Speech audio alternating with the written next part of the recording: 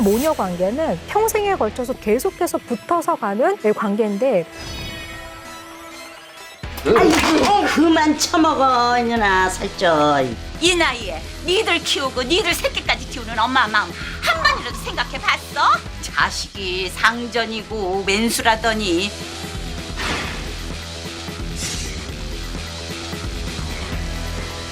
수능만 끝나면 바로 쌍꺼풀을 하자고. 너 그 눈으로 평생 살 거야? 엄마, 민준이 토요일날 가도 돼? 요것이? 당신도 보고만 있지 말고 얘기 좀 해봐. 모녀는 왜 복잡해졌는가? 무엇이 문제인가? 네, 이번 시간에는요, 부부의 세계보다 스펙타클한 모녀의 세계. 보통 부부의 세계, 고부 갈등, 이런 거 굉장히 골치 아프다. 잘 알고 계시지만, 모녀의 세계, 그게 그렇게 골치 아픈 거였어? 이렇게 생각하실 수도 있는데, 예, 여러분, 굉장히 복잡하고 심오한 관계가 모녀의 세계고요. 모녀의 세계는 거의 20년 정도 엉켜있는 실타래 같은 관계라고 보고요. 많은 모녀들이 서로가 힘들고 스트레스를 많이 받거든요. 막말을 하는 거라든지, 너무나 개인사에 깊이 관여하는 거라든지, 통제하려고 하는 거라든지. 그런데 엄마와 딸이라는 이유만으로 문제가 있지만 문제로 인식하지 않는 관계를 모녀 세계의 문제라고 봅니다. 스스로 본인들이 어떠한 좌표에 있는지를 잘 인식하지 못하세요. 그래서 그냥 우리 엄마는 왜 저래?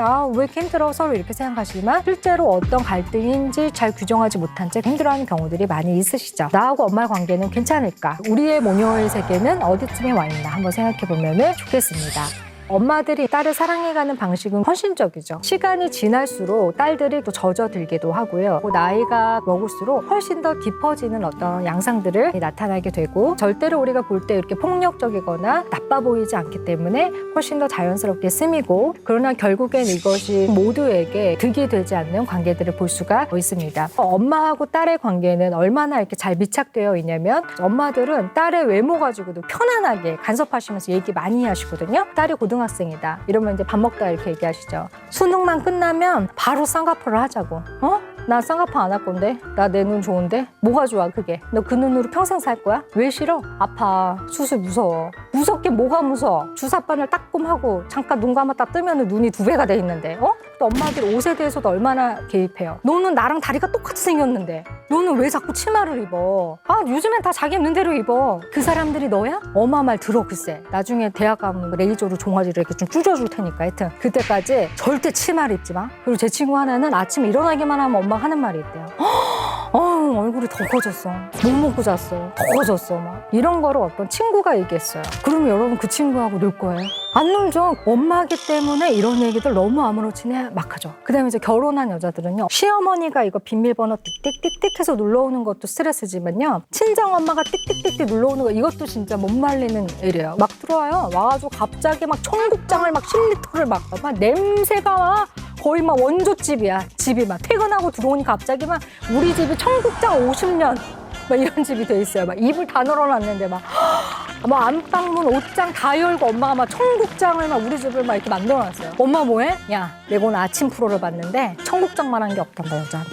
너 내가 먹이려고 내가 아침부터 경동시장 가가지고 이걸 가지고 온 거야. 먹어. 그래서 어떻게 해서 확 또 먹죠. 그리고 엄마 가면서 뭐라 그래요? 냉동실에다가 또 넣어놨어. 엄마가 다음에 올 때까지 싹 다 먹어야 돼. 알았지? 그러면 엄마가 와서 또 끓여놓게. 너무나 자연스럽게 벌어진 일들이기 때문에 스트레스는 받았지만 이게 무엇인지 몰랐던 일상의 지점들이죠. 그래서 이제 문제제기를 어떻게 하게 돼요. 엄마, 이건 아닌 것 같아.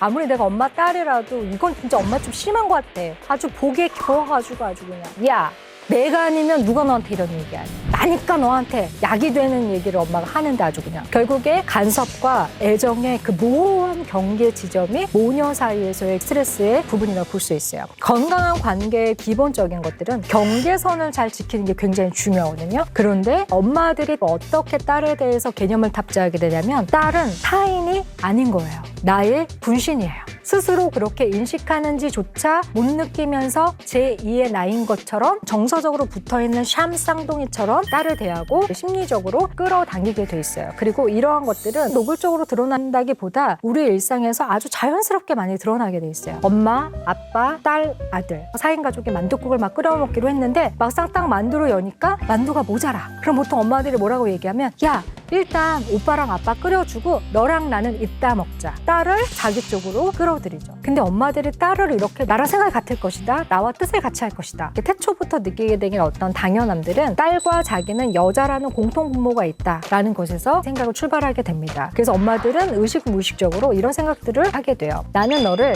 알고 있어. 나보다 이 딸을 더 잘하는 사람은 없다. 더 나아가서 딸, 너 자신보다 내가 너를 더 잘 알아. 우리는 서로 같아. 자신의 일부로 딸을 여기게 되고 굉장히 위험한 경계선까지 가 있게 되는 거죠. 이렇게 되면은 엄마는 굉장히 딸을 사랑하지만 딸하고 관계는 어려워지고 갈등을 유발할 수밖에는 없게 되죠. 그리고 문제는 뭐냐면 결국에 다른 관계들에도 부정적인 영향을 미치게 되어 있어요. 심리적으로 딸을 탁 이렇게 올가매고 있을 때 이 엄마는 딸이 결혼을 해도 잘 놓아주지 않고 딸의 가정까지 들어가서 영향력을 행사하게 돼요. 이 친정 엄마가 결혼한 딸을 보내지 못하면서 또 사회에게도 또 문제를 일으키는 이런 것들을 모녀 스트레스의 연장선이라고 볼 수 있습니다. 딸이 행복하기 바라기 때문에 더 딸의 결혼 생활에 관여하려고 하시죠. 그러니까 내가 누리지 못했던 행복을 내 딸은 좀 누렸으면 좋겠고 내 딸만은 좀 나처럼 고생하지 않고 편안하게 살았으면 좋겠다. 이런 바람으로 대리만족을 이제 가지시면 살기 원하시지만 이게 정말로 독립되지 못한 상황에서 그것을 할 때는 결과가 참 달라요. 아, 엄마가 나를 놓지 못하는 심리, 또 맞물려서 내가 엄마를 놓지 못하는 심리가 우리를 굉장히 이렇게 복잡하게 만들고 있다라는 것을 알아차릴 필요가 있다는 겁니다. 또 왜 엄마는 결혼해서도 이렇게 유독 딸을 놓지 못하고 이렇게 집착하시게 되냐면요. 참 죄송한 말씀이지만 만만하기 때문이에요. 딸에게 개입하는 것이 훨씬 더 편하고 만만하죠. 이미 고부 갈등에 대한 데이터 값은 굉장히 많이 있어요. 함부로 건드리면 안 된다. 며느리는 만만하지 않다. 며느리하고 관계를 잘못 맺으면 결국 우리 아들에게도 불똥이 튄다. 엄마들끼리도 그런 정보를 주죠. 아들네 집에 그렇게 함부로 가지 마. 그렇게 막 전화하라고 하는 거 아니야. 그렇게 스트레스 주지 마. 걔네 둘이만 잘 살아주면 고맙지. 요즘에 그런 시어머니가 어딨어. 근처도 가지 마. 김치를 갖다 줬어? 왜 그랬어? 경비실에 놓고 오는 거야. 그래서 아파트 이름 어렵게 짓는다는 얘기 못 들었어? 막 그런 거에 대한 경각심을 주죠. 근데 딸은 그렇지가 않아요. 사위는 뭐 어렵긴 하지만 며느리하고는 또 약간 결이 굉장히 다르잖아요. 그러니까 이제 어머니들 입장에서는 딸의 집은 내 영역이다. 더 쉽게 개입할 수 있습니다. 하지만 엄마 혼자 가해자는 절대로 아니에요. 우리 엄마가 너무 이기적이어서 그거 나만 당한 거야? 절대로 아니죠. 사회가 엄마들에게 굉장히 딸을 권했죠. 동네에서 또 어떤 아줌마가 이렇게 예쁜 가디건을 하나 입고 왔어요.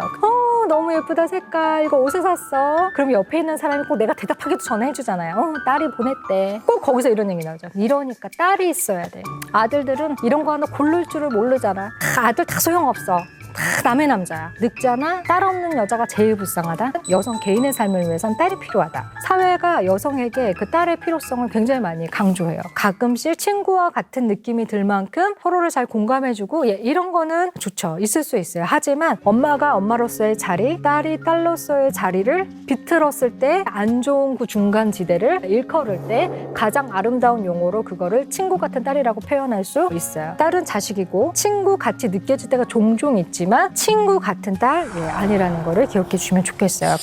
엄마들이 이런 심리를 형성하는 동안에 딸들도 비슷한 심리를 형성하게 되는데 딸들은 태어나서부터 엄마에게 일단 의존하면서 성장해 왔잖아요. 그렇기 때문에 딸들은 자기가 얼마나 엄마에게 의존되어 있는지조차를 인식하기가 어려워요. 어린 시절에는 더욱더 그렇죠. 딸이 엄마로부터 심리적인 독립을 한다는 건 나이가 든다고 되는 문제는 절대로 아닐 수 있다는 거예요. 만약에 딸이 워킹맘이라고 한다면 육아 문제가 발생하기 때문에 갈등이 더 증폭되는 아주 진퇴양난의 상황에 빠지게 되고요. 이 와중에 남편은 궤도 밖으로 나가 떨어지게 되는 일들이 또 많이 생기게 됩니다. 저도 알아요. 그 친정 엄마의 도움 없이 두 부부가 주체적으로 육아를 하고 꾸려간다는 게 얼마나 벅차고 어려운지 정말 알아요. 저는 결혼하기 전에 저희 엄마가 돌아가셨기 때문에 베이비시터의 도움을 좀 많이 받았고요. 일주일에 4번 오셨어요. 오후 3시부터 9시. 나머지 시간은 저희 남편하고 제가 테트리스처럼 시간표를 짜가지고 이렇게 이제 살아왔어요. 테트리스 한 칸이 비면 그렇게 살벌합니다. 내가 수요일 오후 4시에 얘기했을 텐데 막 이러면서 난리가 나요. 서로 얼마나 민감한지 몰라요. 친정엄마의 육아 조력을 받을 수밖에 없다고 생각해요. 현실적으로. 하지만 여러분이 꾸린 가정을 주체적으로 잘 끌어가기 위해서는 여러분이 어떤 대가를 치루어야 한다는 것을 꼭 말씀드리고 싶어요. 엄마를 사용하는 건 굉장히 쉽죠. 하지만 육아 조력을 받는 바운더리를 확실하게 정하시는 게 중요해요. 왜냐하면 바운더리 없이 무한정 계속해서 쓰시는 분들이 있어요. 거의 24시간 콜센터처럼 뭐 거의 가사 도우미처럼 엄마를 사용하시고 이런 식으로 하면은 당연히 엄마의 개입이 결혼 생활 자체로 이어지겠죠. 모든 가정은 가족의 정서의 중심이 딱 양 부부가 되어야 되거든요. 근데 친정 엄마가 이런 식으로 개입하게 되면은 고부 갈등이 개입했을 때 균열이 틀어지는 것처럼 관계가 틀어지게 되어 있어요. 그러니까 여러분들이 굉장히 경각심을 가지고 주체적으로 가정을 꾸려야 된다는 생각을 해야 됩니다.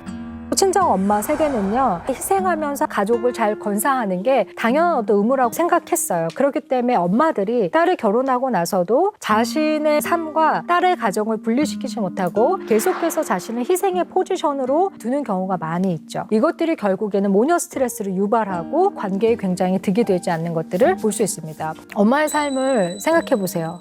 우리 집에 와서 애를 봐주고 우리 집에 와서 살림을 좀 대신해주고 냉장고 정리해주고 다른 사람이 와서 해주는 것보다 엄마가 와서 해주는 게 더 편해요. 그런데 엄마의 인생이 이제 살아오신 날보다 살아가실 날이 더 적게 남으셨을 거 아니에요? 엄마의 남은 인생을 생각했을 때 그게 최선이에요. 엄마의 인생에서 그게 지금 베스트의 삶을 엄마가 살고 있는 겁니까?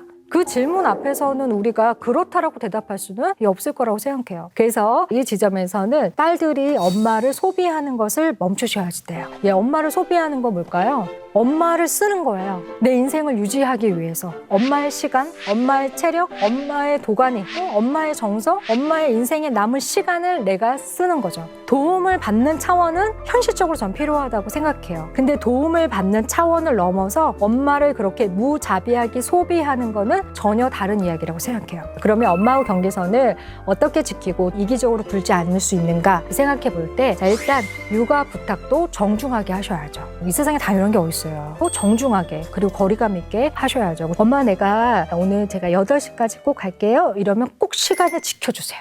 가고 있어 9시 15분 다 왔어. 근데 11시 15분 엄마 잘 것 같아서 안 갔지 이러고선 그 다음날 이러면 이제 진짜 이건 아닌 거예요. 엄마가 가사도우미도 아니죠. 본인 집은 본인과 본인의 남편이 치우세요. 여러분이 멈추셔야지 엄마도 자기 자리를 찾아가고 과기능을 좀 멈추게 돼 있어요. 그래서 이제 아빠의 도움도 많이 필요해요. 엄마하고 딸이 그러지 못하는 것 같으면 탁 쳐주세요. 니네 자식은 니네가 봐라. 나는 엄마랑 철쭉 꺾으러 갈 거다. 너네 이러면 내가 매주 토요일마다 일을 만드는 수가 있어. 정도껏 하자. 이렇게 딱 막아주셔야 돼요. 이게 딸도 스스로 어른이 되어가는 과정인 거죠. 그리고 우리 엄마들 인생을 찾으세요. 딸들이요 잘 살 수 있습니다. 스스로 여성이자 인간으로서의 정체성을 가지고 살아가는 사람을 좋은 엄마라고 합니다. 엄마 너무나 오랜 시간 동안 수고했잖아요. 자기 이름조차 불려 본 적이 40년 전, 30년 전 자기 이름 불러도 안 돌아보는 엄마 되게 많아요. 누구 엄마 이름 돌아보죠. 자기 인생 그렇게 접고 오래 살아오셨죠. 엄마들은 딸보다 이제 자기의 도가니를 사랑해 주셨으면 좋겠습니다. 이게 도가니 이게 너무 중요해요.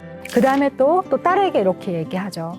우리 딸, 엄마는 우리 딸 때문에 살아. 이런 말 진짜 무서운 말이에요. 왜 딸 때문에 살아요? 여러분이 태어났으니까 여러분 인생의 몫을 다 하는 거죠. 그리고 우리 따님들은 엄마한테 정말 한 번쯤 진짜 고맙단 말 제대로 해보지 않았다면 꼭 해주셨으면 좋겠어요. 그게 돼야 또 엄마도 독립하실 수 있어요. 그 다음에 또 하나, 아빠가 안 계시다면 엄마의 연애를 말리지 마세요. 엄마의 연애를 그렇게 뜯어말리는 딸들이 있어요. 엄마 이제 와서 이제가 뭐 어떤 때인데요. 엄마 나를 이제야 자유가 왔는데 엄마 세상 무서운 줄 모르고 어디 가가지고 그냥 내 옆에 있어. 여러분 옆에서 냉장고 정리밖에 더 하고 계세요? 좋은 사람도 많이 있어요. 엄마의 연애 말리지 마세요. 이런 과정 속에서 엄마들도 굉장히 많은 서운함을 느끼시게 될 거예요. 그런데 우리가 다 성인이죠. 그 서운함은 결국엔 엄마의 몫임을 우리가 받아들이는 거에서 서로의 독립은 시작될 수 있습니다. 영국의 문학협회가요. 전 세계 102개국 비영어권 국가의 국민들 4만 명을 대상으로 이 세상에 존재하는 가장 아름다운 영어 단어를 묻는 설문조사를 했다고 하는데요. 1위를 차지한 단어가 바로 mother였습니다. 엄마였는데요. 이렇게 아름답고 소중한 이 엄마라는 단어를 우리가 잘 지키기 위해서 어쩌면 오늘날 우리는 서로에게 좀 더 독립을 허용해야 할 필요가 있을지 모르겠어요. 엄마와 딸이 행복하기 위해서는 엄마와 딸은 운명 공동체가 아니라는 것을 받아들여야 돼요. 또 한 여성이 이 땅에서 딸이 되었다가 엄마가 되었다가 할머니가 되면서 한 인간으로 존엄하게 살아가고 그러기 위해서는 우리가 이 모녀 심리를 이해하고 그 관계의 꽈리를 풀어주는 것이 필요한 지점이라는 것을 기억하셨으면 좋겠습니다. 좀 더 좋은 엄마가 되지 못했던 걸 용서해 줄 수 있겠니?